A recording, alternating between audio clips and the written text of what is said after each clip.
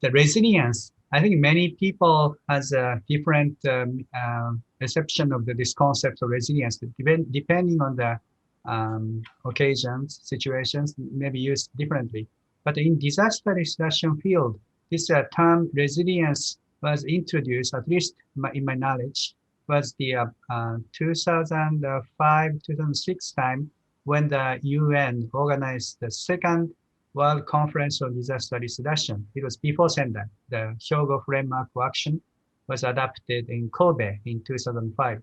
At that time, the UN used the resilience in the, actually it was a subtitle of the Hyogo Framework. It says building the resilience of nations and communities to disasters. So that was maybe officially in the UN language, at least in this DRR, used the first time.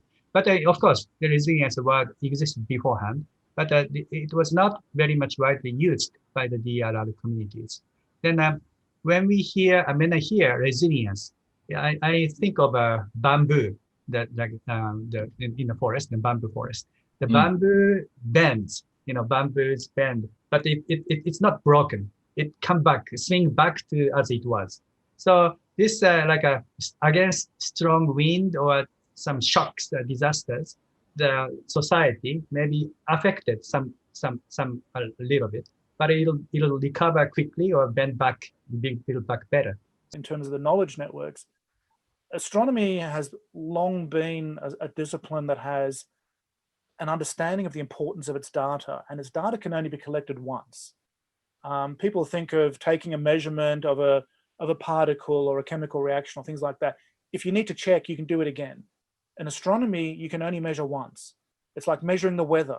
The weather is different the next day. And so astronomers have always been very good at using IT to manage their data, to collect it, and then the ability to look at data trends over time. How are those objects moving?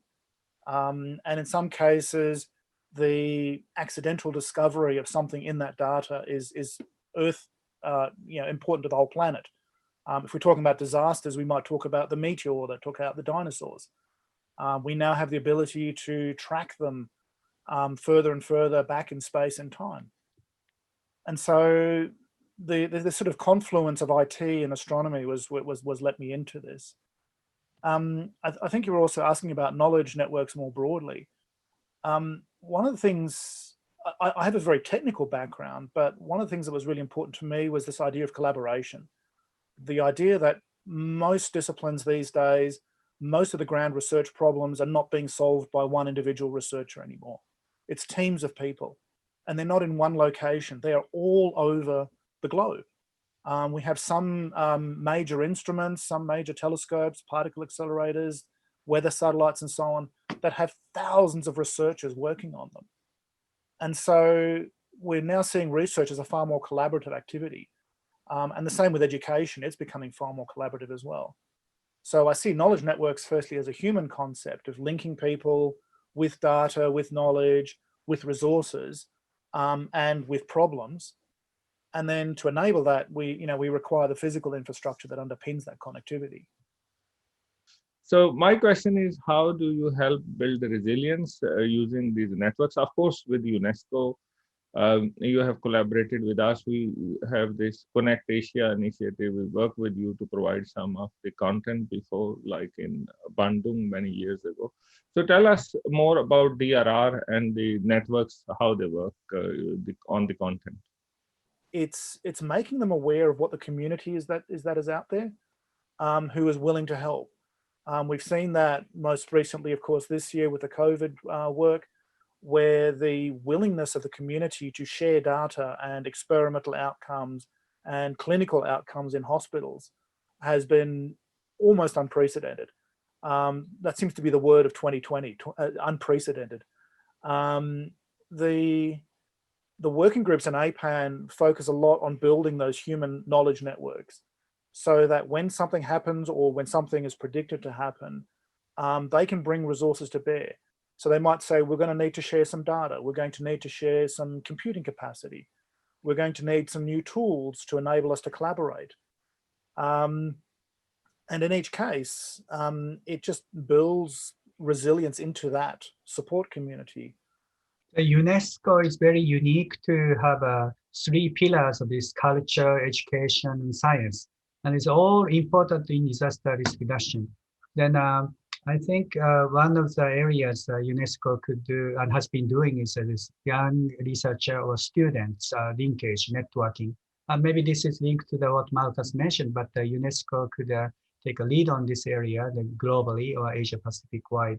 So then we have to depend on the future generations for our future.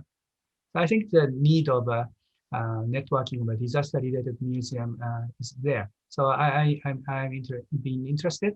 Maybe perhaps with UNESCO we could take up this idea of propagating at least making a list of where, which country, what kind of museum is there in the world, so that people know aware of this museum. We have learned from Professor Ono that it's very easy to understand resilience. Think about a bamboo, and following a major wind, if it bends, once the wind goes, it should come back. So the concept of resilience should also have building back better. And Sendai framework, following the Hugo framework, has given us clear 7 targets. And target E relates to building such capacities. And very importantly, we need to work together, bring all members of the society together to understand the reasons for such a disaster, where the best science is, and data centers, the role of those centers to help link all the levels, and then also work across nations to share our knowledge about disaster and disaster risk reduction. And the efforts must be coordinated at the whole of the national level. There must be right kind of enabling environment. And only then we can build resilience so that we can come back to our original position, or even to a better position. Situation with COVID, how do we actually recover our economies, build back better? So all of that is critical, and for that we need to continue to build capacity. And the experience in Japan, where there has been a serious investment in the areas of disaster risk reduction, the investment in the universities, also Japan is helping with students and researchers from many other countries, is an excellent way for us to build capacity around the whole Asian Pacific region. And it must be done before disasters, as Professor Ono has given us a very clear indication. If we have to deal with disasters, we need to continue to work when the disasters are not there. Be prepared. And when, unfortunately, a disaster strikes, we have to respond very quickly. And that's where the role of data, role of connectivity, all of that is very important. A very clear message that with all these efforts, the number of casualties are going down. But maybe the impact of disasters is even bigger, because there is more at stake. And also there are many more disasters we have to deal, which may be because of the natural causes or the man-made causes. So we have to invest more into disaster risk reduction. Then also coming to a wonderful set of interventions from Dr. Markus, research and education networks are very important for us to link university systems, link disaster centers, and they are working on a range of different issues, from agriculture to telemedicine to the all areas which are important, from science and technology, for also from point of view of culture, and also making sure that the human capacity is built. But also the infrastructure should be able to cope with disasters, like if there is a major earthquake, and the research and education networks come back very quickly. And during the times of disasters, when commodity internet may not be there, maybe the national research and education networks and the university networks can help. And we need to continue to build human capacities. And APAN is doing a wonderful job in bringing people from different countries, and also helping understand different perspectives of society, what is needed to be done to continue to build such capacities.